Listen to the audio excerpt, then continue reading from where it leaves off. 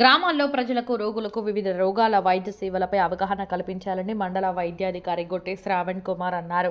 కరీంనగర్ జిల్లాగా శంకరపట్నం మండల కేంద్రంలోని కేశవపట్నం రైతు వేదికలో సోమవారం జాతీయ కుష్టు నిర్మూలన కార్యక్రమంలో భాగంగా వైద్య సిబ్బందికి కుష్టు నివారణ కోసం తీసుకోవాల్సిన జాగ్రత్తలపై వివిధ రోగాలపై అవగాహన సదస్సు నిర్వహించారు. ఈ కార్యక్రమానికి హాజరైన వైద్యాధికారి గొట్టె శ్రావణ్ కుమార్ మాట్లాడారు. కేంద్ర రాష్ట్ర ప్రభుత్వాలు ప్రజా ఆరోగ్యమే లక్ష్యంగా ప్రభుత్వ వైద్యశాలలను కార్పొరేట్ వైద్యశాల మాదిరిగా సకల సదుపాయాలను కల్పించిందన్నారు.